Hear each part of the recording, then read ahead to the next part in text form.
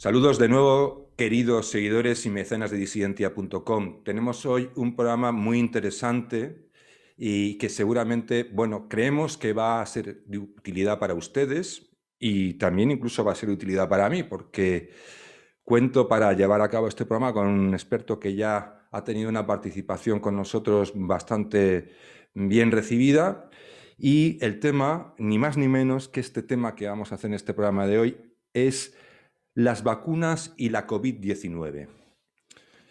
Y voy a darles algunas pinceladas de lo que vamos a poder tratar en este programa, que por eso creo que va a ser bastante de su interés, bastante ilustrativo. Bueno, de entrada, como es lógico, el papel de las vacunas en la salud, cómo se descubre y registra una vacuna, quién puede producir una vacuna, iniciativas contra la COVID, el dilema público versus privado, cuándo alcanzaremos la inmunidad colectiva, cuál es la mejor vacuna y si es arriesgado o no vacunarse. Es decir, un programa de verdad informativo. No vamos a imponer dogmas, no vamos a defender cosas o contrarias o sus contrarias, sino que vamos a intentar hablar del tema de la COVID y las vacunas, o las vacunas y la COVID-19. Y para este programa cuento con la persona más indicada, que es José Luis Lapuerta, que es médico y experto en salud internacional. Ya hizo con nosotros otro programa muy interesante y ahora repetimos con él para llevar adelante este otro programa sobre las vacunas y la COVID-19. Voy a saludarle. Un saludo, José Luis. Muchas gracias por estar aquí conmigo y ayudarme, prácticamente darle soporte a un programa de tanta envergadura como el que vamos a hacer. Pues buenas tardes, buenos días o buenas noches, dependiendo del momento en el que nos oigan. Y gracias a ti, Javier, por darme esta oportunidad de poder explicar algunas cosas y sobre todo intentar, como tú has señalado, ser útil al que nos escucha o por lo menos llegar a aclarar algunos aspectos pues, que son controvertidos o que en ocasiones pues, para el público no especializado pues son no siempre fáciles de entender o de navegar en ellos, ¿no? Este es un poco el propósito, como hicimos en la sesión anterior, que también tuviste la amabilidad de invitarme a participar en ella, ¿no? Pues como he dado un poco las pinceladas de lo que, de tal como vamos a ir abordando, cómo vas a ir abordando el tema tan interesante que es la COVID-19 y las vacunas, o las vacunas y la COVID-19, tanto monta. ¿Qué te parece si podemos empezar, dado el mare magnum de un tema tan complejo como es las vacunas y a veces incluso polémico, también hay que decirlo, como se está comprobando por diferentes opiniones, puntos de vista y una cierta desconfianza, ¿no? Una desconfianza también humana, y es comprensible esa desconfianza. Yo directamente no la voy a desacreditar per se, sino simplemente considero que es una desconfianza natural y lógica de las personas, pero precisamente vamos a hablar de las vacunas para ver si en alguna medida podemos no establecer una confianza, porque no es nuestra vocación hacer pedagogía de nada, sino simplemente hablar de las cosas tal cual y poder aportar o arrojar alguna luz para aquellas personas que estén dispuestas a escuchar. Y nada, lo primero, tienes una PowerPoint preparada, me parece, José Luis. Sí, ya sabes que yo soy un obseso de los datos. Sistemático. ¿Eh? Una persona muy sistemática. Sí, porque es que si no en estos temas, Javier, acabas perdido y tienes que tener un apoyo en datos y bueno, como todos los datos, pues pueden ser también discutibles, es decir, no hay nada escrito en el cielo ni en las tablas, pero en fin, por eso te digo que es importante lo que uno dice, apoyarlo y fuentes, utilizando fuentes que en principio sean lógicamente fiables, ¿no? Bueno, pues empiezo un poco con lo que es la presentación. Me tienes que dejar, yo creo, compartir Sí, pantalla. sí, espera un momentito, que siempre me pierdo dónde es esto. No, no te preocupes, que ahora lo... No, no, sí. A ver, a ver, a ver, a ver.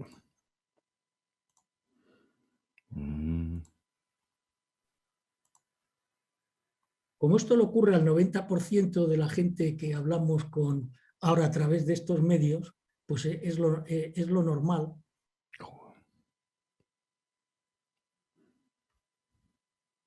Espérate, Me cago en 10. No te preocupes, luego esto lo corto, pero... Ya me imagino. No me vale, De todas sí. formas, es normal esa expresión, no creo que nadie se asuste. Es que no me acuerdo dónde era, macho. Tienes que ir al setup. Tienes que ir al setup. Sí, estoy en compartir pantalla en el setup. Activa el control de aplicaciones, modelar, compartir, ventana individual, compartir automáticamente, mostrar, compartir automáticamente, no, avanzado, nada, no. A ver. Joder, macho, es increíble, ¿eh? Espera, bueno, es que no sé yo.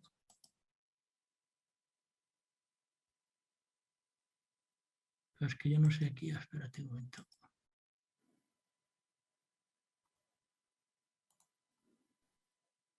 He perdido antes el chat.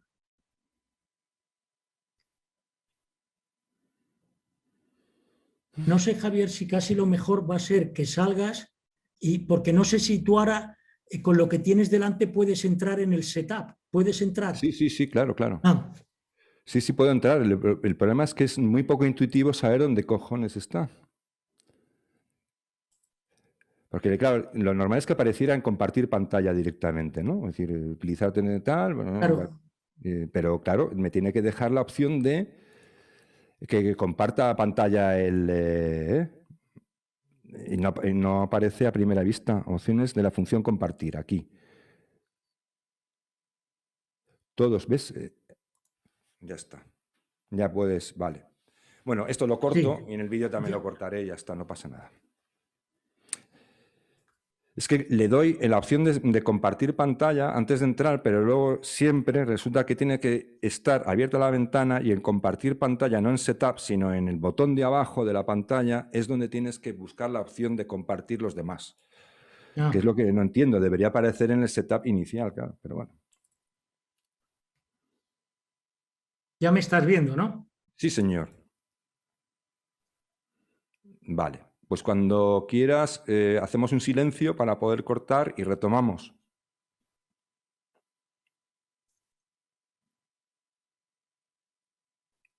Bueno, pues ya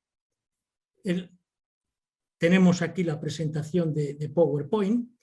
Esta imagen que recoge cuál va a ser el título, como tú ya has anunciado, las vacunas y la COVID-19, esta imagen está tomada en un laboratorio indio que se llama Serum Institute y es el mayor productor del mundo de vacunas.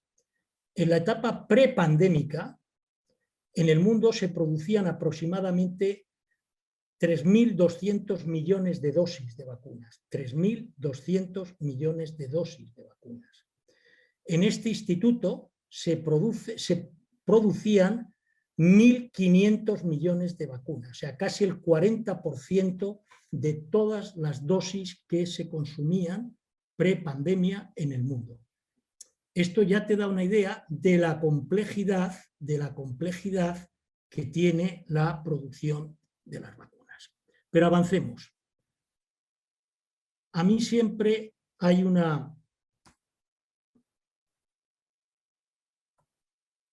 Siempre me gusta esta diapositiva, que ya la presenté la vez pasada. En Dios todos confiamos, todos los demás, por favor, traigan sus datos.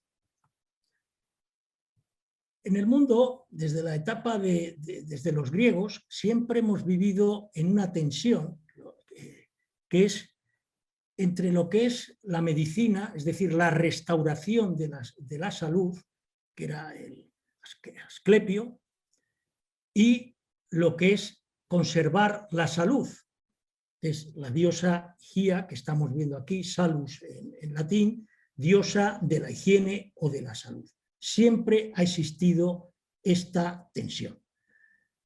Los griegos, pero sobre todo los romanos, dejaron un gran legado, sobre todo en lo que se refiere a lo que es la conservación de la salud o mantenerse en buena salud. A los romanos no les debemos ni más ni menos que lo que estamos viendo aquí, que es el acceso al agua potable, que es lo que estamos viendo aquí del acueducto de Segovia, las aguas residuales, las cloacas. Esta es la salida de la cloaca máxima que todavía se conserva en Roma y que empezó en el siglo IV antes de Cristo. Por supuesto, las termas romanas, la higiene, el poderse lavar, el poderse asear, y otra cosa importantísima contra la que todavía una no desdeñable parte de la humanidad no ha conseguido, que son letrinas. Todavía mucha gente hace sus necesidades en campo abierto y esto es un problema enorme. Bueno, pues este inmenso legado se lo debemos fundamentalmente a los romanos. Después, vendría ya mucho después, como ahora veremos, en el siglo XVIII, las vacunas. Aquí estamos viendo un friso egipcio que muestra a una persona con polio. Y aquí estamos viendo a un chavalín vacunarse precisamente contra la polio. Todavía hay lugares del mundo, y esto es importante señalarlo, donde esta enfermedad sigue haciendo sus estragos.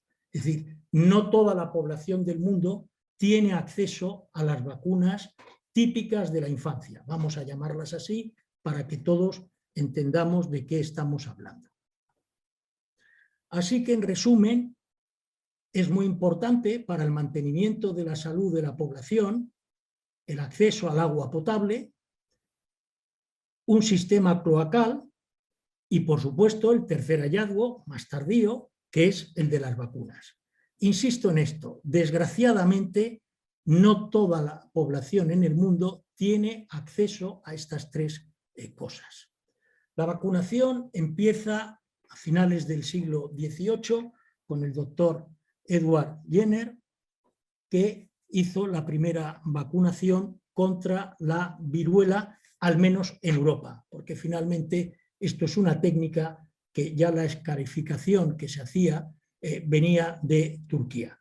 El primer niño europeo que dice la historia que se vacunó, pues es este que estamos viendo aquí en este cuadro clásico, Jaime James, de 8 años, el 14 de mayo de 1796. Es decir, cuando el siglo XVIII tocaba a su fin, el mundo de las vacunas empezaba. Aquí, unos años, 3 o 4 años después, está la famosa expedición filantrópica de la vacuna, conducida por el doctor Balmis, porque claro, es muy importante y ya entramos y seguimos entrando en materia, ¿no?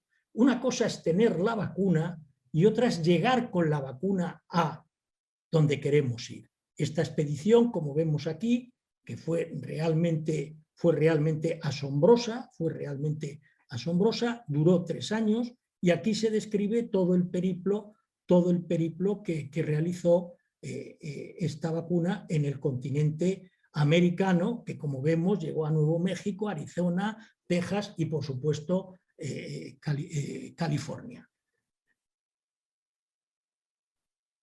Lo que decía antes, no en todo el mundo, una cosa es tener y producir las vacunas y otra es llegar a dispensar esas vacunas. Aquí vemos en este gráfico proporción de niños que reciben vacunas de la infancia en el año 2016. Vemos que todavía, esto por ejemplo, aquí vemos todavía en Europa, que hay Ucrania concretamente, vemos también en Alemania, es decir, vemos Canadá, vemos que todavía hay sitios donde, y no digamos ya África, que es el gran problema, o países como Paraguay, o Venezuela, el porcentaje tan escaso pues que se alcanza, ¿no? Claro, esto se traduce también en el problema que todos conocemos y en la situación que estamos viviendo. Proporción de personas vacunadas contra la COVID-19 a 17 de mayo del 2021. Es decir, hace un día o dos, ¿no? Todavía vemos zonas donde hay ha habido una alta vacunación. Aquí podemos ver Israel, aquí podemos ver Estados Unidos, aquí podemos ver Chile, podemos ver Reino Unido como países donde ha habido una mayor intensidad en la vacunación. O países como este, que es China, donde estamos todavía por acabar de enterarnos de cuáles son los datos que hay en ese país. O, por ejemplo, aquí tenemos Cuba, o, por ejemplo, aquí tenemos Venezuela, ¿no? Países pues, que no se acaba de disponer de datos de qué es lo que está sucediendo allí. Quiero insistir en este punto, Javier, porque para mí es muy importante, ¿no? Como he dicho, una cosa es producir vacunas y otra cosa es distribuir vacunas. Este es uno de los el penúltimo, vamos, aquí está la fecha, 25 de marzo, el último dossier o reporte de esta ONG que se llama CARE, que es una de las más importantes que hay en el mundo. Es una ONG que tiene 75 años de historia, es estadounidense y trabaja en muchísimos países. En el último informe, bueno, el último no, creo que es el penúltimo, el de 25 de abril de este año, del 2021, decía una cosa que a mí me parece interesante de contar. CARE, que es la ONG esta, estima que por cada dólar que un país o un donante invierte en vacunas, en vacunas, necesitan invertir otros $5 en su distribución. Esta es un poco la idea en la que quería hacer énfasis. O sea, No la cuestión aquí es, claro, una cosa es la vacuna en sí y otra cosa es, como comentabas, para eso has puesto esos mapas, ¿no? Es decir, la distribución, es decir, la logística, ¿no?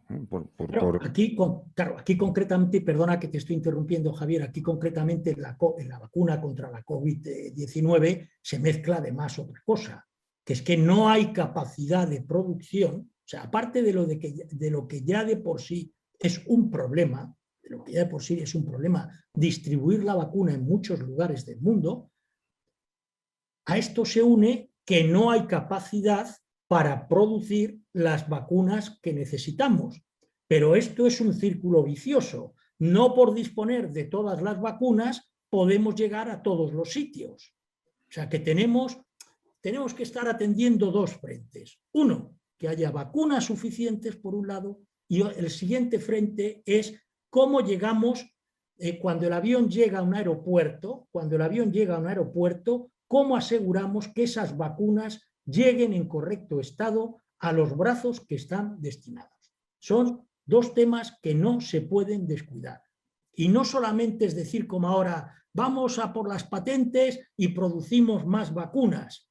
Sí, produce usted más vacunas, pero este problema lo tiene también que tener resuelto en el caso de que usted sea capaz de producir vacunas. Porque claro, hay cosas que no se improvisan, Javier. Y voy a entrar ya en materia. Es como si ahora le dicen, tome usted los planos del último satélite o del último cohete que se ha mandado a Marte. Por favor, póngase a producirlo. Bueno, mire usted, esto no se puede improvisar. La primera diapositiva ya he mostrado que casi el 40% de las vacunas que se producen en el mundo lo hace una compañía india. Y claro, el know-how que tiene, o el acervo, dicho en palabras castellanas de toda la vida, el acervo y el personal que tiene una compañía como esa, no lo improvisas de la noche a la mañana. Otro tema importante, y hablo ahora en general de las vacunaciones, es que existe un mundo y existe una salud. One World, One Health, que es todo un movimiento que relaciona esto. Tan importante como vacunar humanos es vacunar animales con los que estamos en contacto. Este es otro tema que con frecuencia se pierde de vista. Las pandemias y las epidemias que afectan sobre todo al ganado doméstico. Es curioso, Javier, que para mí, siendo y no quiero molestar a nadie, pero por lo menos para mí, este es un tema que es claro, que no admite mucha discusión. Fíjate que la campaña que hubo en Italia en las últimas elecciones, en el 18, uno de los temas que más polémica causó fue la libertad para vacunar o no vacunar a la gente. Claro, este tipo de dudas es muy fácil tenerlas en Europa, pues porque no vemos a ningún niño morir por sarampión, no vemos ya a niños con poliomielitis. Yo todavía pertenezco a una generación en España donde recuerdo de niño ver por la calle gente con poliomielitis, cosa, o sea, yo esto lo recuerdo de niño, y todavía, y claro, como soy médico, pues me fijo más en estas cosas, todavía ves personas mayores de vez en cuando en una ciudad grande como Madrid que fueron en su día tocados por este virus. Claro, cuando todo esto no ocurre alrededor, ni se te muere tu hijo por el sarampión, ni nada de esto, pues claro, es muy fácil meterte o protegerte dentro de lo que es la inmunidad de grupo. Ahora voy a empezar a describir un poco con este gráfico que he preparado. ¿Se ve bien, Javier, el gráfico? Sí. Aquí he preparado un gráfico que es un gráfico clásico de cuánto tiempo lleva descubrir y registrar una vacuna o un medicamento. Hasta ahora se vivía en el paradigma, y era así, de que el descubrimiento y registro de un medicamento o vacuna llevaba entre 8 y 10 años y venía a costar entre 800 y 2.000 millones de dólares. Este es el paradigma en el que hasta ahora ha vivido la industria farmacéutica, y este paradigma ha sido roto por las vacunas que casi en menos de un año hemos tenido disponibles para la COVID-19. Aquí estamos viendo cómo se parte aquí abajo desde una idea, cómo tiene que haber todo un equipo que planifica esto, cómo se tiene que sintetizar los compuestos, en fin, hay que hacer screening, estudios de seguridad, nuevos estudios, desarrollar la formulación, es decir, la forma en que el medicamento se va a administrar y se va a dosificar, y escalar la producción del medicamento. Que esto no siempre es fácil, O sea, aquí todo esto son cuellos de botella que, como vemos, hacen que volvamos otra vez al punto de partida. Después tienes que pasar a lo que es la fase 1, que es el estudio en voluntarios sanos, unos poquitos. La fase 2, ya estudios en más personas, de 100 a 300, y luego ya tienes que ir a los estudios fase 3, que ya estos llegan hasta 10.000, 12.000 personas. Evidentemente, cuando llegas aquí o llegas aquí, esto te puede llevar otra vez al comienzo. Una vez que tienes todo esto listo, tienes que hacer análisis exhaustivos de datos, que todo esto requiere un know-how, y finalmente presentar tu registro pues, en los 3 grandes centros que hay, que es la FDA en Estados Unidos, la agencia japonesa, la FDA China y la agencia europea. Ahora, como Inglaterra, que se ha separado de la Unión Europea, tiene su propia agencia del medicamento, que también la tiene España, pero, por decirlo así, con unas competencias mayores, ¿no? Este es el recorrido habitual. ¿Qué es lo que ha ocurrido, Javier? ¿Qué es lo que ha ocurrido? Pues que esta vez los productores de vacunas han hecho casi simultáneamente fase 1, fase 2 y fase 3. Algo que hasta ahora no se había hecho. ¿Y por qué han hecho esto? Esto no ha sido totalmente improvisado. Ya desde el tema del ébola, se empezó, que tocamos en el vídeo pasado, si no me falla la memoria, ya se empezó a preparar este tipo de planificación, donde en un caso de emergencia pudiera hacerse de esta manera más rápida y no paso a paso la valoración de un medicamento y su registro. No sé si estoy yendo muy rápido, si No, vamos, quiere sigue. alguna pregunta a esto. Y claro, esto, como vemos aquí, cuesta mucho dinero, o sea, esto cuesta mucho dinero. Ha habido compañías, por poner un ejemplo para que todos lo entendamos, ha habido compañías como ha sido Moderna, que básicamente el dinero ha sido financiado por el gobierno americano. Más de 2.000 millones de dólares. El gobierno americano puso dinero encima de la mesa para que esta compañía desarrollara la vacuna que finalmente tenemos, que es la de Moderna, basada en ARN mensajero. Por el contrario, una compañía como Pfizer, el dinero, la financiación para su vacuna salió de los propios fondos de Pfizer. ¿De acuerdo? Y esto hace también un poco de diferencia en el comportamiento de una compañía y de otra. Es decir, que de alguna forma puede decirse que el gobierno americano es el tenedor de la patente de Moderna, o al menos de una parte de ella, los acuerdos que hayan llegado. Entonces, todo esto es lo que está, como hemos dicho antes, no somos capaces de producir vacunas al ritmo que necesitamos. ¿Por qué no somos capaces? Javier, pues la respuesta es muy sencilla. Si en tiempos prepandémicos yo produzco 3.500 millones de dosis de vacuna, si yo ahora me meto en unas instalaciones para alcanzar, como es necesario, si queremos vacunar solo al 70% de la población, de 11.000 o 12.000 millones de vacunas, solo de la COVID, aparte de los 3.500 millones que ya se producen de suyo en la etapa prepandémica, oiga, cuando acabe esto de la vacuna del COVID, ¿qué hago yo con ese exceso de instalación? Porque esto no son instalaciones que es montar una carpa y 3 maquinitas. No. Claro, Eso, si esto además, fuera montar una carpa y por 3 por lo que yo he leído, por ejemplo, la inversión en robotización es salvaje. Salvaje. Mira, es que una vacuna como la de ARN tiene algo así como 240 o 250 proveedores distintos, Javier, repartidos en algo así como 15 o 20 países del mundo.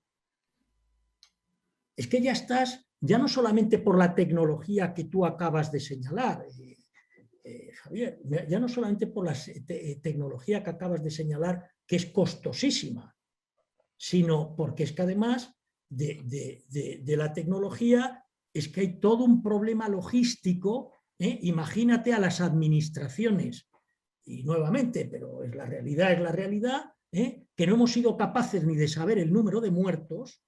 Imagínate coordinando una producción como la que estamos hablando. No, eso yo soy de la opinión intuitiva, si quieres, que eso es imposible desde la administración.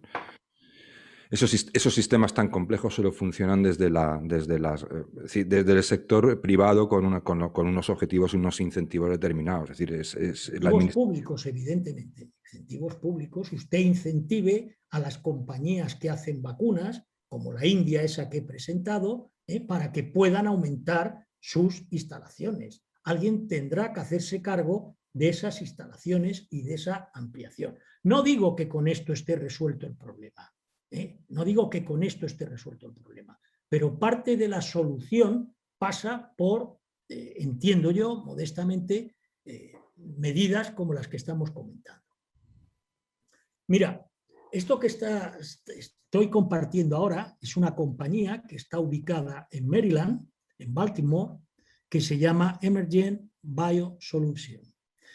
Esta compañía se dedica a la producción de vacunas. Como el gobierno americano tenía interés, como cualquier gobierno sensato, en que los cuellos de botella que había en la producción de vacuna, aliviarlos, esos cuellos de botella, a esta que es una compañía que fabrica vacunas, le pidió que hiciera 2 tipos de vacuna porque están basadas en lo mismo, que es la AstraZeneca y la de Johnson & Johnson.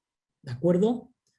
Pues resulta que han hecho una inversión pública de 8.000 millones de dólares. Se dieron cuenta que en los lotes, estos virus, había trazas de virus de AstraZeneca en la vacuna de Johnson & Johnson, por lo cual toda la producción hubo que retenerla. Y llevamos una inversión de 800 millones de dólares, de 800 millones de dólares, en una compañía que supuestamente se dedica a hacer vacunas. En fin, vuelvo a recalcar que no se puede ser tan alegre con decir levantamos las patentes. Usted está muy bien que levante las patentes, pero ahora tiene que preguntarse si usted es capaz de coordinar y producir vacunas y lo que hemos hablado antes, ¿qué hacemos con todas las vacunas producidas? Porque también ese tema hay que atajarlo, hay que darle soluciones para que estas vacunas que estamos produciendo lleguen a todos lados. Es decir, porque al final el coste de la patente en realidad en la cadena de suministro y de producción de la vacuna sería una parte que tampoco sería la más significativa. Mire usted, ¿cuánto la ha puesto usted? Claro, venga usted para acá, Pfizer, o venga usted para acá, Johnson & Johnson. A ver, ¿cuánto dinero ha puesto usted en esto? Mire usted, ¿cómo estás? Claro, pero es que eso también es un desincentivo, porque lo que consigue seguramente era el efecto contrario del perseguido. En lugar de tener una mayor producción, si a los productores les quitan los incentivos, ellos dejan de organizar realmente el sistema de fabricación y de suministro de vacunas. Es decir, pierden el interés, pierden la titularidad y pierden, por supuesto, la presencia en el proceso, ¿no? Es decir, quedan al margen. Y son las industrias que precisamente se dedican a eso. No sé, es que a veces las buenas intenciones están muy bien, pero no nos damos cuenta que las buenas intenciones solo a priori podrían soltar una parte muy pequeña del problema y generar a cambio problemas mucho mayores. Esa es la idea que yo me hago con todo esto, ¿no? Sí, bueno, el viejo dicho de que el camino al infierno está empedrado de buenas intenciones, ¿no? Claro. Tú fíjate la importancia de lo Yo solo, que... perdona, una pregunta, solamente. No, por favor. Solo, ya sé que es un poco ironía y igual está fuera de lugar, pero yo solo me entran sudores de imaginarme que el Ministerio de Sanidad de España, ese que no era capaz de comprar siquiera mascarillas de celulosa, que fueran homologadas, se encargara de la logística, localización, suministro y distribución de los 216 componentes que dices que hacen falta para producir estas vacunas. Sí. Trayéndolos de, no sé, 20 países distintos. Solamente de pensar eso, tengo pesadillas. O sea, no. Si es que es imposible, Javier, es una cosa inviable, y además, como tú acabas de decir ahora, estás matando la gallina de los huevos de oro. Porque tú fíjate esta diapositiva que presento ahora, desarrollos terapéuticos contra, la COVID-19, a mí me sale el COVID, lo siento mucho, la COVID-19, entre el 19 del 1 del 20 y el 24 del 4 del 21. Bien, en el mundo, para luchar contra la COVID-19, están en vía de desarrollo 218 vacunas, 248 antivíricos y 392 tratamientos que pueden ser eficaces o pueden tener eficacia en los pacientes con la COVID. Claro, de estos 218 iniciativas que hay en vacunas, tenemos ya casi una docena funcionando. Si metes la de AstraZeneca, metes la de Moderna, la de Pfizer, Johnson & Johnson, las chinas, si metes toda la rusa, si metes todo esto, ahora mismo tenemos 10, 12 vacunas en el mundo pululando. Porque esto es la gráfica de lo que ha ocurrido desde el 19 de enero, que es lo que estamos viendo en el diagrama de barras que presento a la izquierda, el 19 de enero del 2020, digo, de 19 de diciembre del 2020, ya hay una vacuna que está en desarrollo, hasta hace 2 o 3 meses, que lo que hay ahora contabilizado es que hay 200 18 vacunas. Es impresionante, es impresionante. ¿Y todo esto cómo funciona? Hombre, esto tampoco se ha inventado ahora. O sea, esto no es un invento reciente, porque aquí, por ejemplo, tenemos una iniciativa muy interesante para la malaria, que es el partenariado público-privado o Public-Private Partnership para medicinas contra la malaria. Bien, esta es una institución donde hay unos patronos y unos donantes. Esto es una cosa de hace 10, 15 años, o sea, no es de ahora. Aquí estamos viendo desde la Fundación Gates hasta la Rockefeller, pasando por la cooperación británica, la cooperación suiza, el USAID, que es la cooperación americana, el World Bank, es decir, todo un elenco de patrocinadores, de gente que pone dinero para que salgan medicinas, vacunas que sean útiles para la malaria. E implican a universidades, farmacéuticas, otros estamentos, y como ejemplo de farmacéutica ha estado GSK, que tenemos en Tres Cantos. Es una compañía, GSK, que es inglesa, que ha estado muy implicada en la vacunación, y parte de ese desarrollo ha tenido lugar en la sede que tienen en Tres Cantos, en Madrid. Y por supuesto los destinatarios, países endémicos, ONGs, agencias multilaterales, es decir, que este es un esquema que ya lleva tiempo funcionando en el mundo, que tampoco se ha inventado. Tú fíjate aquí, para esta iniciativa, la cantidad de donantes que hay, entre ellos la ECI, la Agencia Española de Desarrollo, que aquí la tengo marcada en rojo. Es decir, todo esto son esquemas que llevan en el mundo funcionando hace tiempo. Evidentemente, aquí tenemos un artículo publicado en el New England Journal of Medicine sobre una vacuna contra la malaria en fase 3, que está en gran parte, fue desarrollado en Mozambique por el equipo de salud internacional que hay en el Hospital Clínic de Barcelona. Bien, ahora vamos a pasar a otro tema que tú ya has anunciado, que es cuándo alcanzaremos la inmunidad colectiva. Bien, para calcular clásicamente, aunque esto es más complejo, pero tampoco se trata aquí de volver loco a la gente que haya tenido la paciencia de seguirnos hasta ahora. Esto se calcula a partir de una cosa que habréis visto muchas veces en los periódicos y en los artículos, que es la R sub 0, que es el número básico de reproducción. Es decir, ¿qué es el número básico de reproducción? Pues el número medio de nuevos infectados que genera cada caso. Cada caso, como estamos viendo en el esquema que hay aquí abajo, cada caso genera un número de infectados y la media, pues 1, cada infectado genera a su vez 2 casos. Como todo, habrá quien genere 4 casos, habrá quien genere 0 casos, habrá quien genere 1 caso. Cuando la R sub 0 es mayor de 1, es decir, cada uno produce la infección, tiende a propagarse. Cuando es menor de 1, tiende a extinguirse. Aquí yo tenía hecho unos cálculos, pero me los voy a saltar porque esto ya ha dejado de tener valor lo que había. Ahora, lo que trato en esta transparencia o diapositiva que estoy poniendo es responder a la pregunta: ¿cuándo alcanzaremos la inmunidad colectiva? Pues mira, en una entrevista que le hacen al amigo Fauci, que ya creo que es mundialmente conocido, en la CNBC, la Tyrell, que es la entrevistadora de un programa bastante conocido, le pregunta qué porcentaje de la población hay que vacunar para que la gente pueda moverse libremente sin precauciones. Hasta ahora, más o menos, la idea en la que nos estábamos moviendo es que si llegábamos al 70%, pues con esto ya lográbamos la inmunidad colectiva. La respuesta del doctor Fauci es, digamos, que entre un 75, un 80, un 85%, en fin, está diciendo prácticamente hay que vacunar a todos.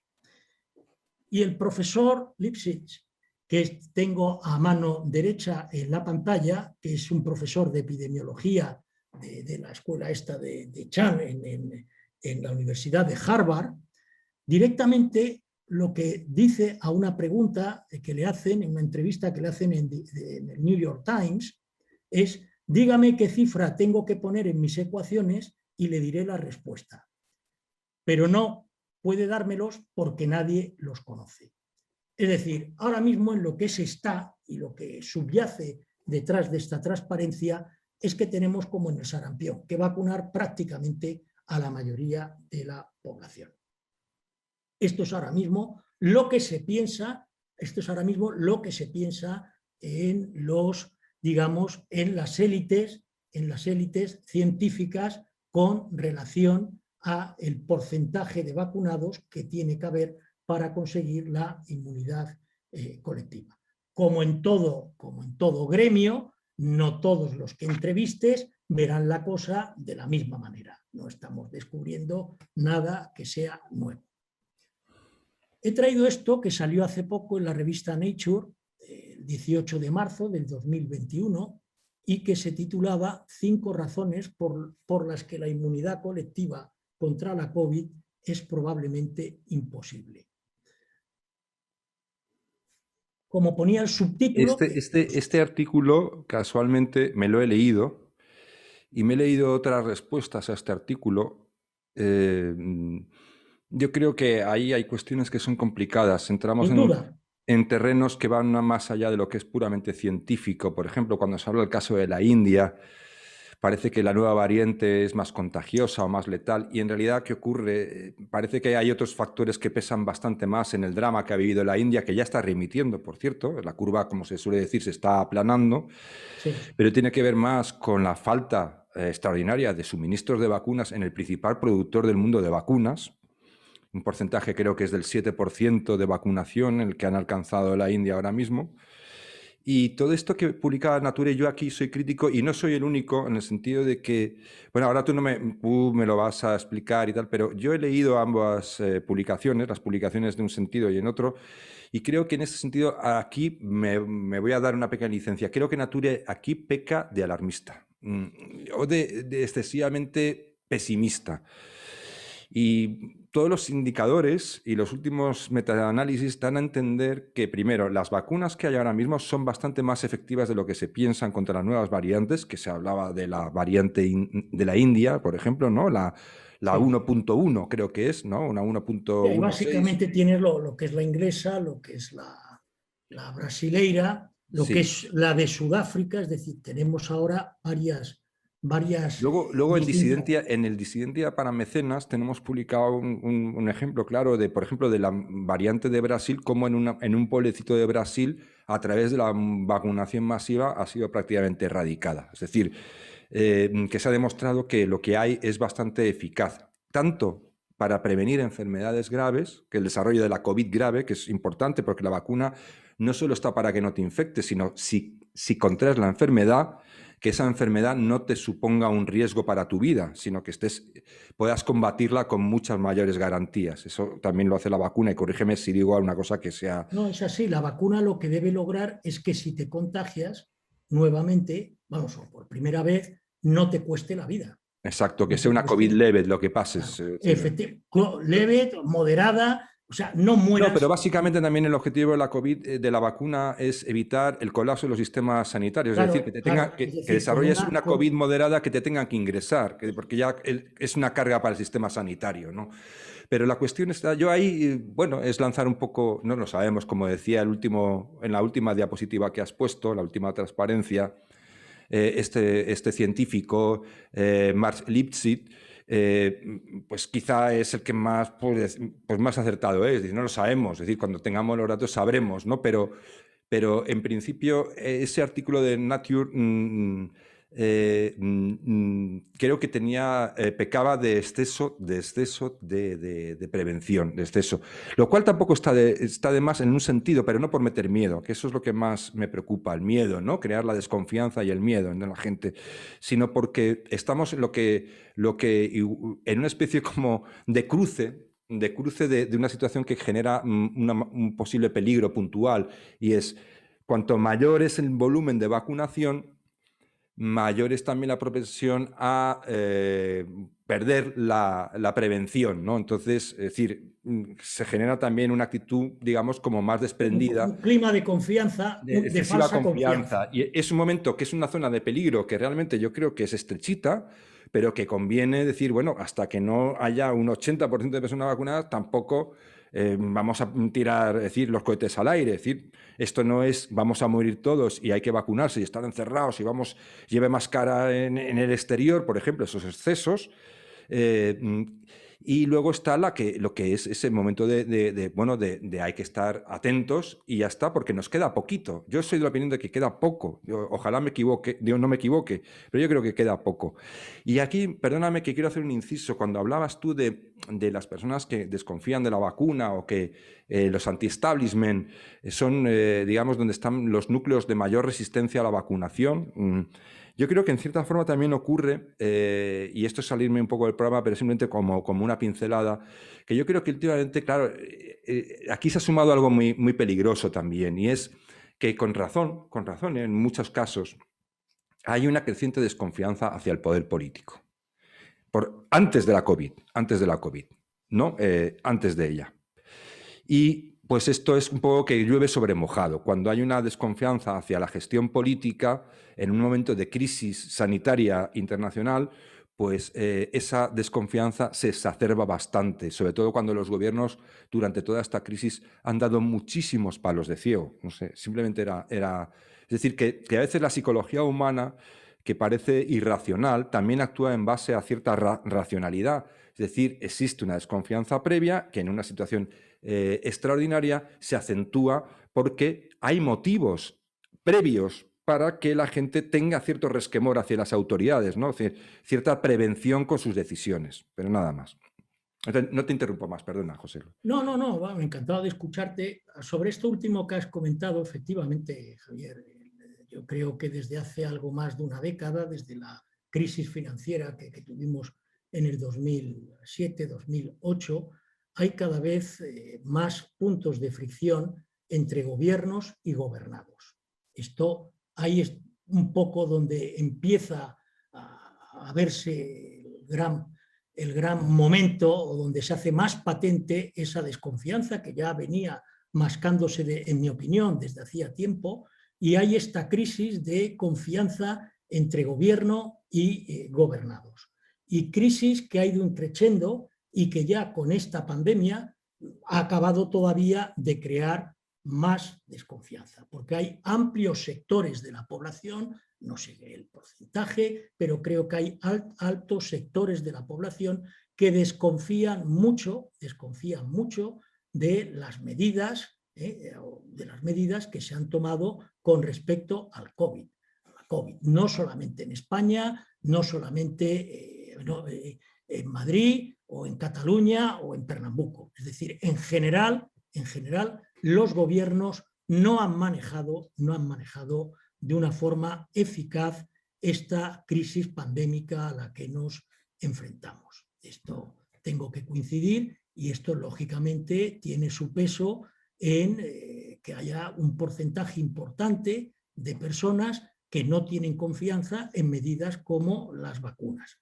España, por los últimos datos que he podido leer, y es imposible estar siempre al día de lo último que se ha publicado, pero España no es precisamente de los países donde hay más desconfianza. Prácticamente se puede decir que el 85, casi el 90% de la población confía en las vacunas, mientras que ya ves la situación que hay en Estados Unidos, donde hay casi una tercera parte de la población que ya estamos viendo por la prensa, que le están ofreciendo, venga usted aquí y se toma unos botellines de cerveza y de camino se vacuna. Es decir, casi un tercio de la población estadounidense no tiene confianza en las vacunas, cifra parecida, si no me falla la memoria, ocurre en nuestro país vecino, en Francia. Ocurre algo parecido. Hay un alto porcentaje o un porcentaje sustancioso de la población que no tiene confianza en cosas como la vacunación. Y esto, pues, de alguna forma hay que decir tristemente, o al menos esta es mi opinión, que los gobiernos, y hablo en plural, pues se lo han ganado un poco a pulso.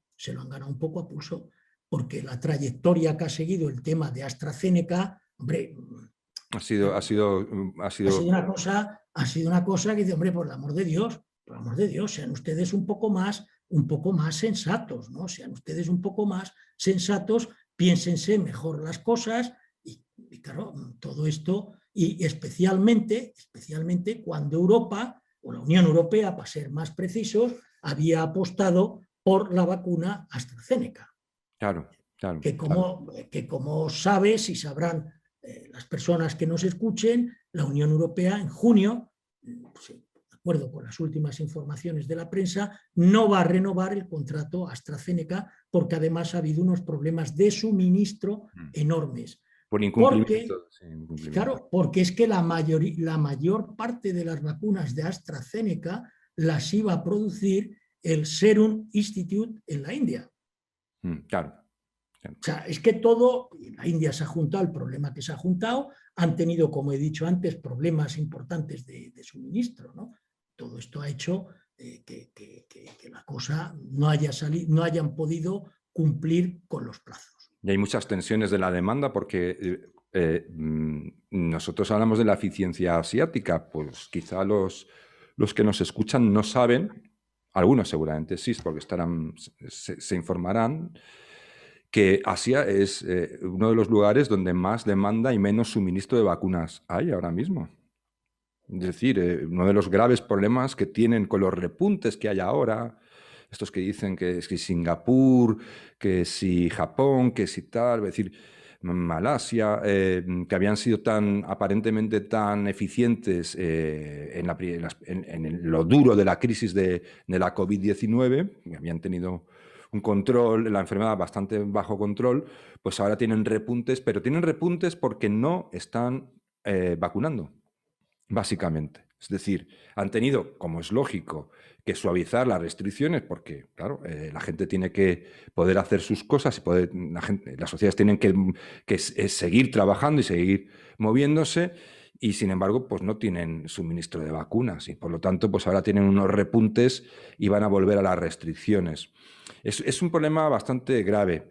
Yo creo, sin embargo, yo quiero ser optimista y no quiero ser optimista, sino que yo creo que se puede ser moderadamente optimista en el sentido de que estamos mucho más cerca de la resolución, por lo menos, digamos, de la parte verdaderamente peligrosísima como crisis no mortal, de enfermedad mortal, sino socioeconómica, sanitaria. Estamos más cerca de que esa parte de la crisis haya llegado a su fin.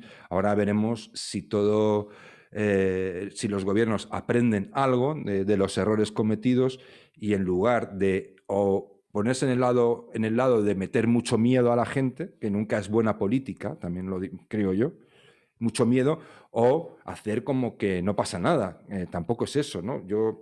En el anterior programa hablábamos de la cuestión de que la COVID era una crónica de una crisis sanitaria anunciada, ¿no? Es decir, citábamos aquel experimento que se hacía en Estados Unidos con las instituciones y profesionales simulando un escenario de un virus X. Y yo cuando leí el informe de aquel simulacro me llamó la atención una de las cuestiones y era que la recomendación inicial era dirimir si informar al público de forma cabal del proceso de la crisis, de cómo iba la crisis y los peligros o no, o ocultar la información y actuar manu militari. Bueno, lo que se demostró en ese experimento es precisamente que lo que no funcionó, lo que generó mayores problemas fue la desinformación o la información caótica y la manu militari. Es decir, cuando se descontroló el simulacro fue cuando los participantes en el mismo actuaron en contra precisamente de las recomendaciones que de las que el propio experimento partía para buscar una resolución positiva de una supuesta crisis, ¿no? Es decir, yo esto lo recuerdo y me llamó la atención porque casualmente lo hemos vivido y han hecho exactamente no, pero parecido a aquello, ¿verdad?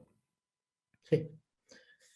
Bueno, la diapositiva esta que la que nos hemos quedado, estoy de acuerdo contigo, o sea, esto no, lo que aquí pone no está escrito en el cielo, es decir, simplemente son 5 puntos que a mí me parecían de interés. Sí, perdona. Sí. sí, que me parecían de interés, pues un poco, vaya, creo que estamos viendo ahora, espérate.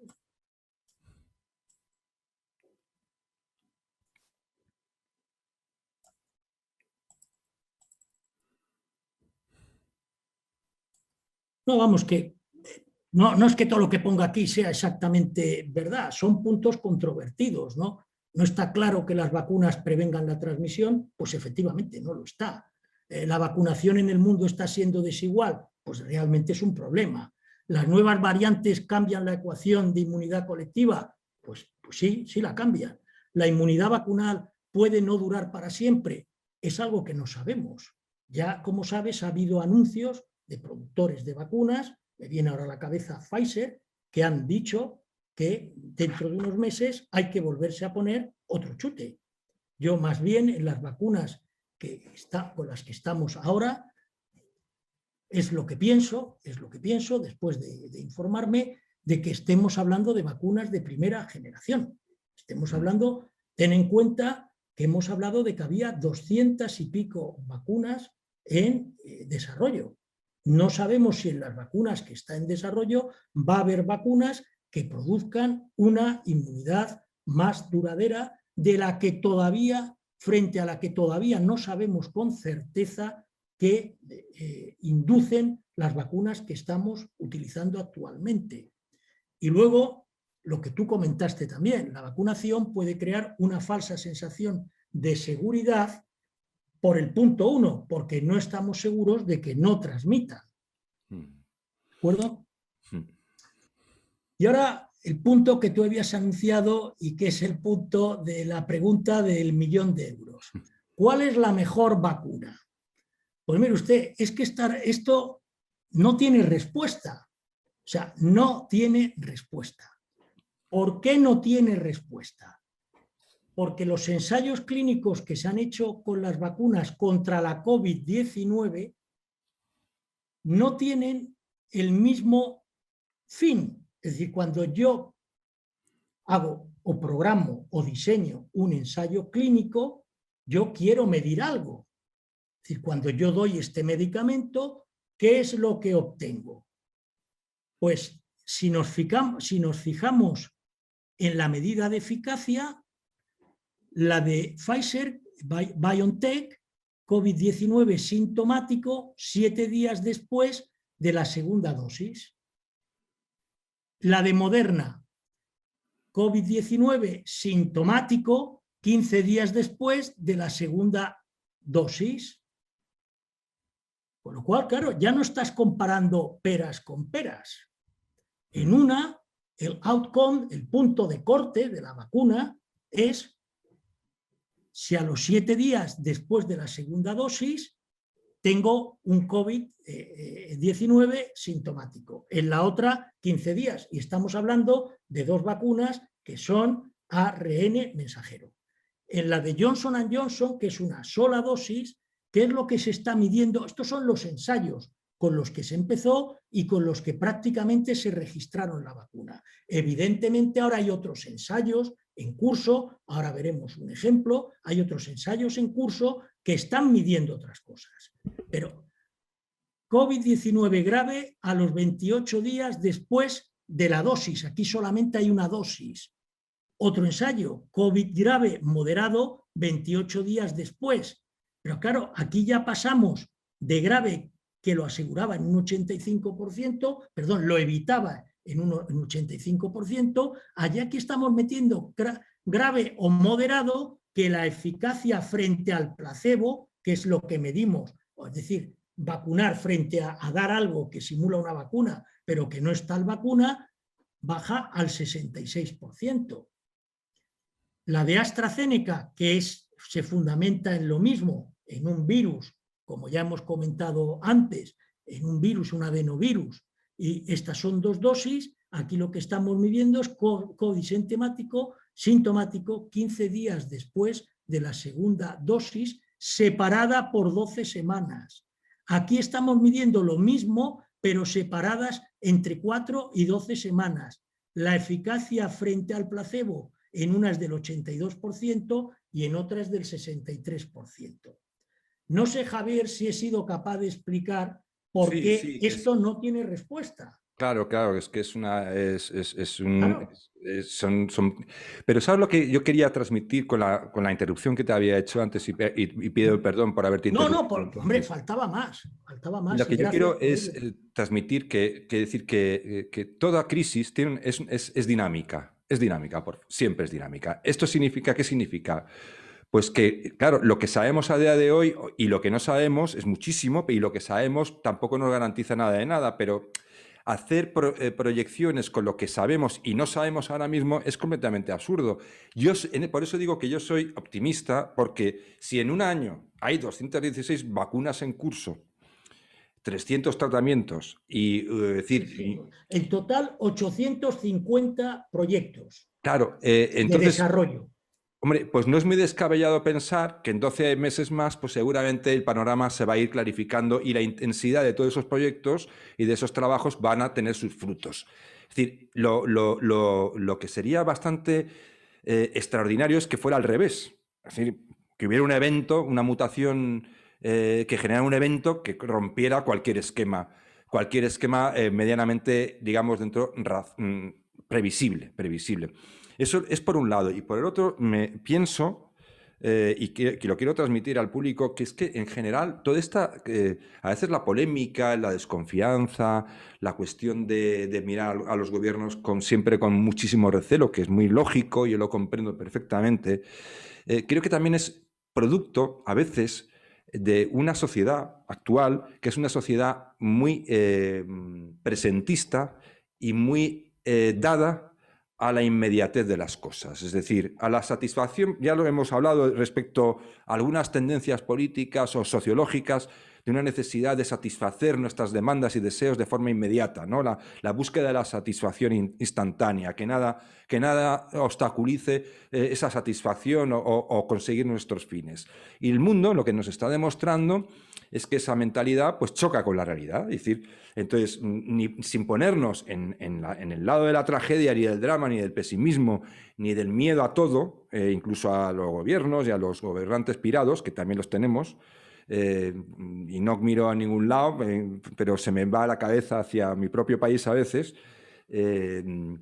pues a pesar de todo eso, lo que ocurre y lo cierto es que quizá cuando a veces criticamos el infantilismo en los demás y tal, a veces creo que también nuestras conductas tienden a ser un poco infantiles, en el sentido de que rechazamos la amenaza, rechazamos el peligro, y si lo que tenemos no nos salva o lo elimina o directamente lo hace desaparecer, somos extraordinariamente críticos, ¿no? Es decir, también es verdad, yo creo que esto es una prueba, va a durar el tiempo que dure. Yo creo que tal como estábamos en el mes de marzo del año 2020, a como estamos ahora, con todas las prevenciones y tal, seguramente en aquel entonces pensábamos que igual iba a durar 3 meses, ¿no? Eso es como la Primera Guerra Mundial, ¿no? Que los jóvenes fueron encantados al frente pensando que en Navidades iban a estar de vuelta.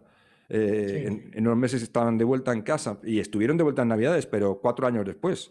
Pues a veces la vida nos enseña duras lecciones, ¿no? Por la gripe del 19. Sí, no, yo hablaba de la Primera Guerra Mundial, Por eso. de cuando se fueron pensando que una Sí, sí, guerra sí, sí, y las cosas que ocurren pero pues se resuelven muy rápido, ¿no? quien acortó el tiempo de la guerra fue precisamente la pandemia de gripe que hubo en 18-19. Pues mira, pues en fin, que no voy a decir que me alegro, pero vamos, Porque vaya, había, vaya un... tristemente, bueno, tristemente, había más bajas por el virus que por el virus que por el fuego enemigo, ¿no? Claro, yo creo que es un poco, por eso a veces es igual que decir que la economía no es suma cero ni tal, es decir, la progresión de las crisis son dinámicas, las crisis son dinámicas, entonces lo que hay que valorar es todo lo que se consigue y se ha conseguido en X tiempo, que para muchas personas las vacunas sean mezclas extrañas de líquidos extraños muy desaconsejables, bueno, pues es su opinión, yo no tengo más remedio que decir que la respeto, porque no puedo dedicarme a descalificar a la gente porque digan cosas con las que no estoy en absoluto de acuerdo, pero bueno, yo creo que el tiempo pondrá cada cosa en su sitio y no debemos, creo que, mezclar pues bueno, pues la negligencia y la incompetencia y a veces el oportunismo, porque sí es verdad que, hombre, una crisis como esta puede dar tentaciones de mayor control al poder político o en determinados lugares. No digo que no, seguro que sí, y que haya incluso agentes que estén combatiendo esta epidemia, que pues un interés que tendrían sería que en lugar de ponernos una vacuna y olvidarnos, pues haya que vacunarnos cada 6 meses. Hombre, pues igual, porque tiene unos incentivos más negocio. Esto es cierto, pero eso no significa que las cosas se hayan diseñado para que sean así Es la originariamente. vida, es lo que tú decías, la dinámica que todo tiene, ¿no? Claro. Nadie Entonces, puede bañarse 2 veces en el mismo río, ¿no? Dice el viejo aforismo griego, ¿no? claro, entonces, bueno, pues que aquellas personas que no se quieran vacunar, pues simplemente yo les animo pues a que lo piensen, lo reflexionen y si acaso no tienen confianza plena, pues que den un margen de tiempo. Si lo que quieren es ver realmente qué es lo que pasa, pues que se den un margen de tiempo, pero que mantengan su mentalidad en la medida de lo posible abierta a cualquier cambio de opinión. Es decir, yo en ese aspecto lo de la vacuna, pues sí, que se han desarrollado más rápidas, que como decías tú, se han acortado esas fases finales, ¿no? La fase 1, fase 2 o fase 3 de Sí, verificación. se han superpuesto. Claro, esto es como si mañana hay una guerra y normalmente para desarrollar un avión de combate se tardan 10 años, pero resulta que el enemigo está a las puertas y el avión que tardabas en diseñar y fabricar y el prototipo y su padre y su madre tardaba 10 años, pues lo tienes que hacer en 8 meses. Pues sí, pues es un riesgo añadido, pero a veces por eso digo que las crisis nos colocan en situaciones en las que tenemos que aceptar que no podemos utilizar los mismos baremos que cuando no hay una crisis. Yo creo que es de sentido común entender esto. Sí, sí, correcto. Pues, Javier, mira, sigo. Bueno, esto es otro, ¿ves? Lo que te decía, se publican distintos artículos. Este es uno que se ha hecho con la vacunación en Israel, en el que ni más ni menos, como se está viendo, como se puede ver aquí, donde se estoy señalando, son casi 600.000 personas las que participan en este ensayo, con lo cual, lógicamente, el conocimiento que tiene sobre lo que está ocurriendo, pues paulatinamente mejora. Y luego, ya, si te parece, para ir acabando, Javier, Sí. porque creo que ya, si no me engaña, ya llevamos casi una hora o a un tiempo parecido. Es arriesgado vacunarse. A mí me gustaría empezar recordando este viejo también aforismo latino, post hoc ergo propter hoc, es decir, que una cosa suceda después de no significa, esta es una falacia, no significa que una cosa ocurra después de que ocurra a causa de. Entonces, que una persona se muera después de haber sido vacunado no quiere decir que la vacuna le haya provocado la muerte. Estas son cosas que hay que investigar. Y como este es un tema que sé que preocupa a la gente, me he permitido traer algunos datos para que tengamos un mejor criterio de cuáles son los efectos secundarios de las vacunas y cuáles son los riesgos que se corren por vacunarse o por no vacunarse. Como lo que más ha preocupado y lo que más ha llegado a la prensa han sido los efectos tromboembólicos de la vacuna AstraZeneca, pues como te digo, he preparado unos números, pero antes de pasar a los números tenía interés en recordar esta vieja precaución que hay que tener. Que una cosa suceda después de no significa que sea a causa de. Bien, aquí lo que he traído es, en España, situación de la COVID-19 entre el 10 del 5 del 20, es decir, mayo del año pasado, y 30 del 3 del 21, es decir, finales de abril, principios de mayo, finales de marzo, principios de abril del año 21. Aquí están los grupos etarios la población total de España por cada grupo etario y en cada grupo etario cuántos casos de COVID ha habido en números absolutos y en porcentaje con respecto a la población que hay para ese grupo. Si nos damos cuenta, en los mayores de 80 años, porcentualmente son los que más han padecido el COVID, por motivos que son conocidos y no vamos a explicar a ellos. Ahora, vamos a ver por cada 100.000 personas de ese grupo etario, de 0 a 14, de 30 a 39, de 60 a 69, por cada 100.000 personas con COVID en ese grupo etario, ¿cuántos acaban hospitalizados? Aquí tenemos las cifras, es decir, aquí estaríamos hablando en este grupo que acabaría hospitalizado, pasándolo a porcentaje, el 33%. ¿De acuerdo? ¿Cuántos entrarían en la UBI? Pues el 0,6%. ¿Cuántos morirían? El 15%. Estamos hablando de por 100.000 personas. Hago esa reducción mientras hablo para expresarlo también en porcentajes. Lo pongo en 100.000 personas porque como estoy presentando números absolutos, para que también tengamos un orden de magnitud. Ahora comparo esto en Gran Bretaña, vacunados con AstraZeneca hasta el 5 de mayo del 21, es decir, hasta hace una semana. Sí, hasta hace una semana. El gobierno británico y lo que es el equivalente a la Agencia del Medicamento británica está siendo exquisitamente transparente con estos datos. Todas las semanas, como podemos ver aquí, hay un informe en el que se presentan las reacciones adversas, los efectos secundarios que ha provocado la vacuna por AstraZeneca.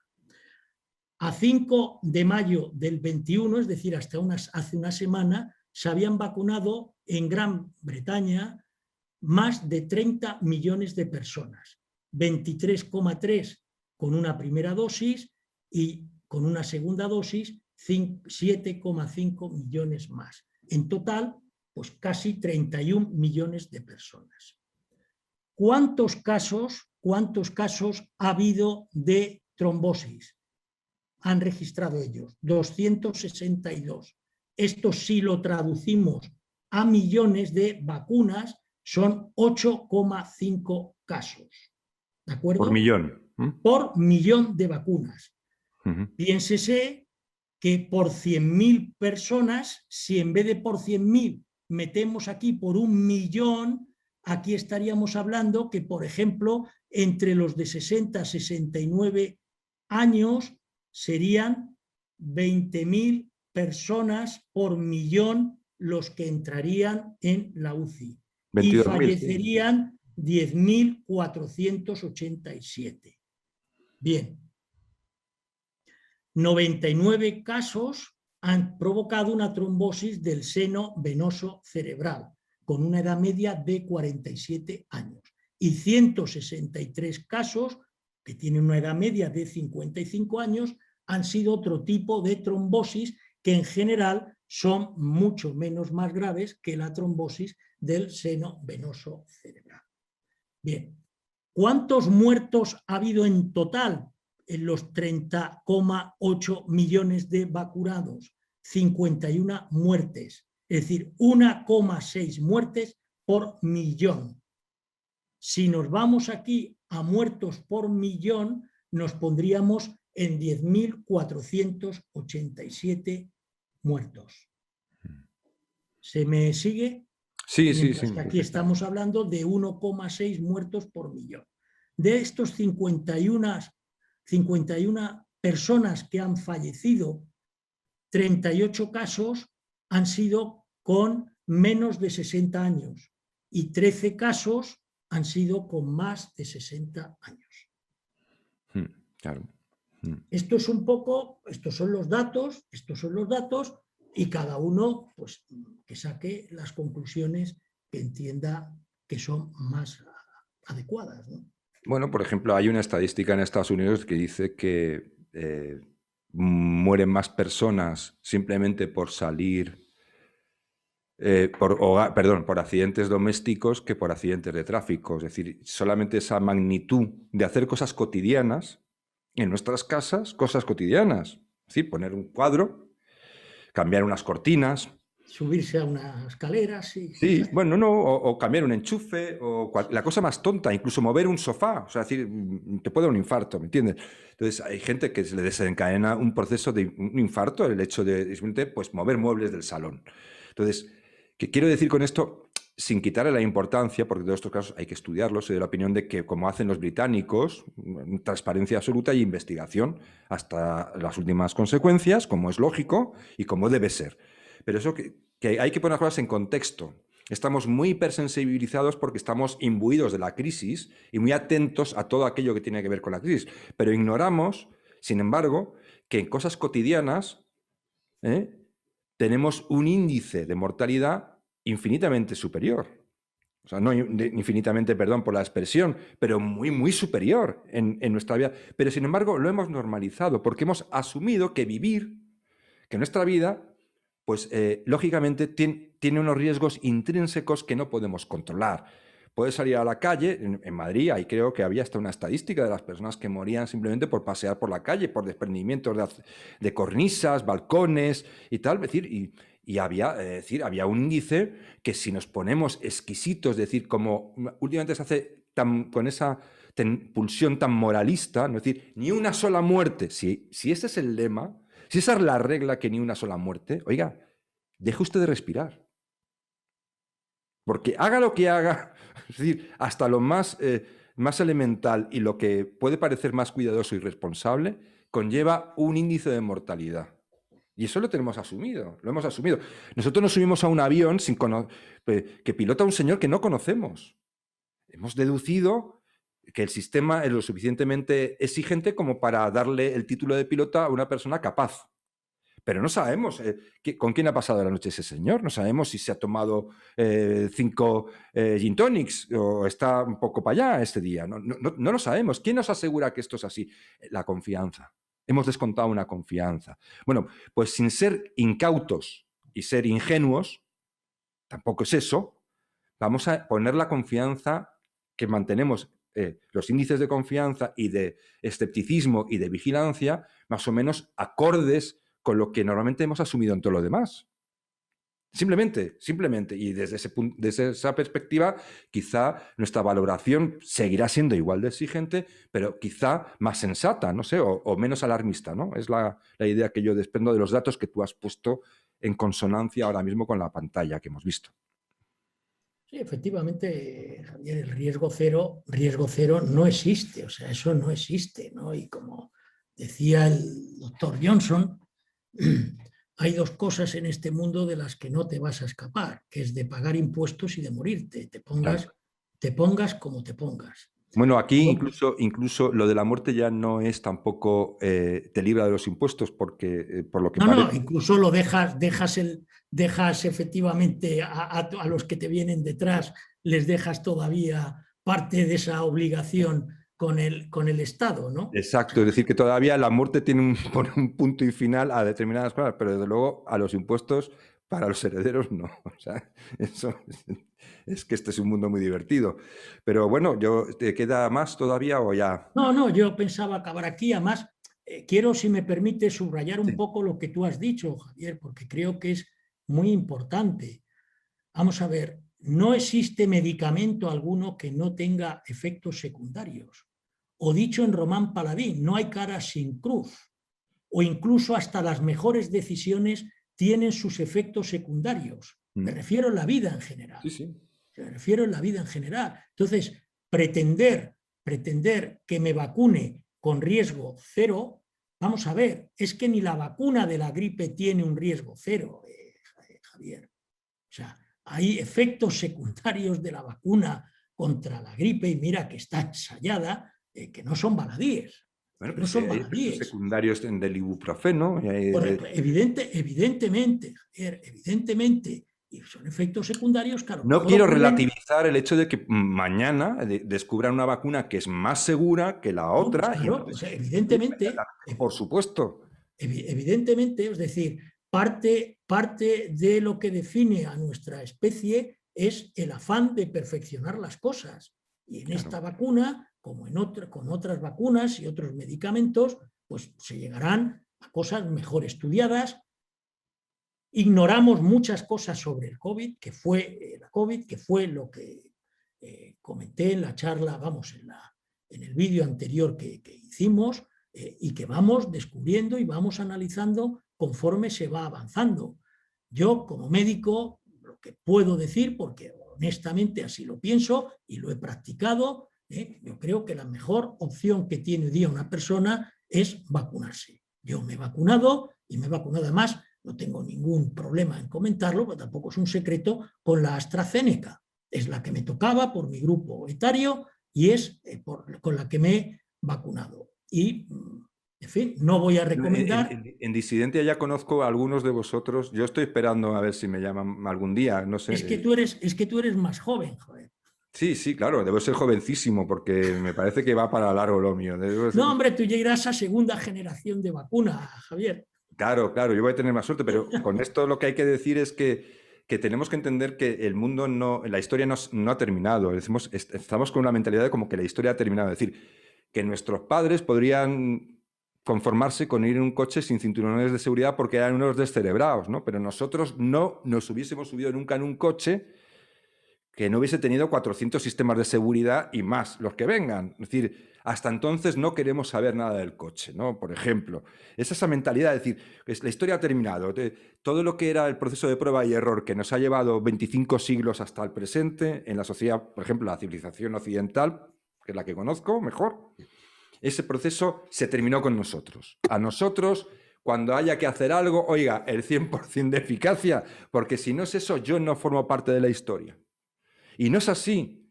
Yo siento decir que no es así. Entonces, respeto a la persona que diga, yo no me quiero vacunar porque ese es un líquido experimental que no sé muy bien qué es lo que nos están metiendo. Bueno, pues oiga, es decir, yo me gustaría que con el tiempo, si reflexionara, igual, pues decidiera, pues en un momento dado, asumir un cierto riesgo. Pero yo no le puedo obligar, ni quiero que le obligue. Es decir, pero pongo la comparación de la historia terminada en el sentido de que somos una sociedad. Hombre, pues en ese aspecto creo que nuestros padres nos mirarían o nuestros abuelos nos mirarían y dirían, como diría Clint Eastwood, vaya pedazo de nenazas que sois. Tenéis miedo hasta de vuestra sombra. Bueno, Javier, es que vivimos, en mi opinión, vamos, mi opinión, es que es así, vivimos en la sociedad con menos riesgos que ha existido jamás. Jamás, jamás. Es que jamás hemos tenido una sociedad con menos riesgos, Javier. Y paradójicamente, con más miedo. Con más miedo, bueno, claro, Javier, y que a veces, yo qué sé, que todo también evoluciona y muchas veces, y en general para bien, ¿no? Yo me acuerdo, como mucha gente de mi generación, el primer coche que tuve fue un SEAT 600, color blanco nevera. Cada vez que me montaba al volante me ponía el cinturón de seguridad y mis amiguetes que iban a mi lado, pues poco más o menos que se reían de mí por ponerme el cinturón de seguridad. Bueno, hoy creo que excepto a 4 locos, a nadie se le ocurre montar, aparte que te multan. Lo cual pues sí, me acuerdo cuando se puso en vigencia el cinturón de seguridad que los coches no lo tenían y había que llevar el coche al taller para que el mecánico te hiciera la instalación del cinturón. Oye, yo no tenía coche, yo era un crío entonces, pero lo he vivido, lo he visto. O sea, nosotros íbamos sin cinturón. Es decir, que lógicamente hoy en día dirías, oye, ¿y cómo va a llevar a 3 niños sin cinturón? Pues hombre, hoy en día, pero no podemos caer tampoco en la paradoja del historiador, no podemos mirar el pasado con la mentalidad del presente. Eso es un error siempre. Pero también no podemos mirar al presente con una mentalidad que no se corresponde tampoco con el presente, porque es irreal. Es irreal. Es decir, el nivel de exigencia no puede ser tan extraordinario. Es decir, vivir implica riesgos. Y yo soy de la opinión de que prefiero asumir algún pequeño riesgo, y con todos los respetos a los demás, con tal de salir de un marasmo, porque si hay un virus que crea mortalidad, de verdad mata, es en la pobreza. La pobreza es el virus que más mata en el mundo.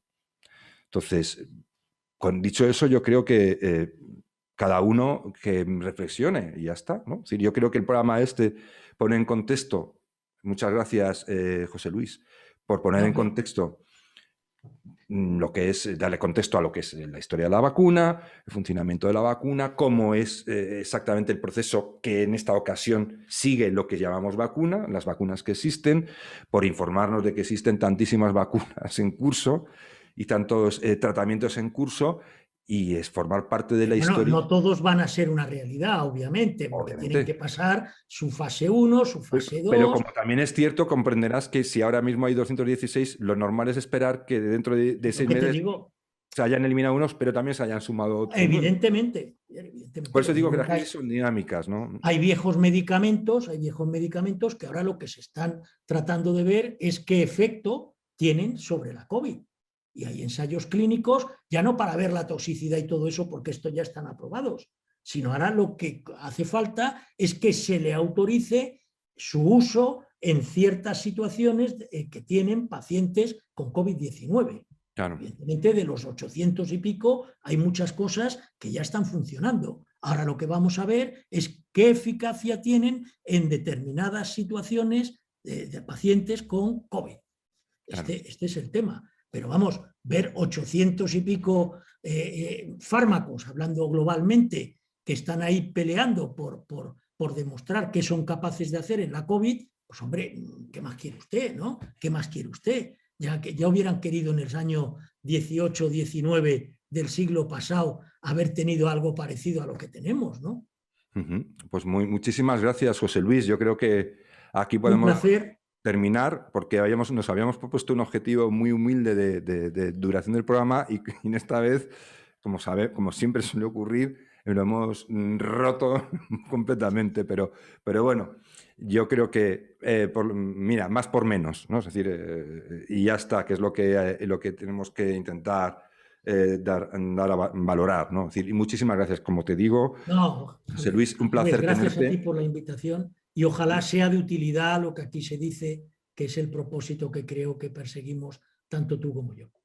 Pues eso es lo que se trata, simplemente poder hablar, poder poner datos sobre la mesa, poder abrir la mente y que cada cual, que es adulto y maduro, tome sus decisiones investigue que hoy Internet te permite llegar a muchas cosas y contrastar y que investigue, pero investigar no solo aquello que nos puede resultar más atractivo porque nos reafirma en una determinada visión, sino porque a veces igual, pues puede usted tener razón en una parte, pero igual en el contexto general, pues la razón al final, pues usted cambia hasta de opinión. Sí, puede cambiar de opinión, ¿por qué no? Las personas somos personas inteligentes porque reflexionamos y no vamos a piñón fijo, ¿no?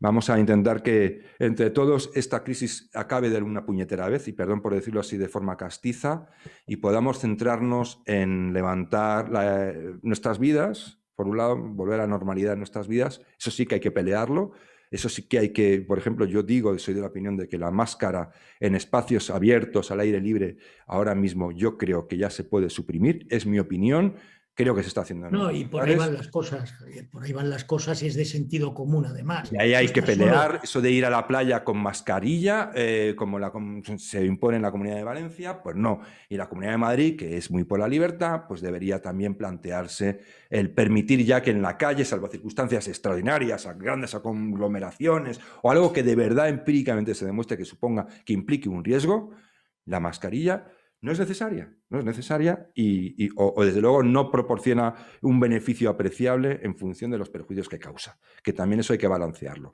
Y nada más, pues nada, como les digo siempre, muchísimas gracias por su paciencia, por su atención. Las gracias, como se las he dado antes a José Luis, por hacer este programa, porque sin él no podríamos hacerlo. Y, como les digo siempre, que tengan una semana lo más llevadera posible y muchísimas gracias por estar ahí.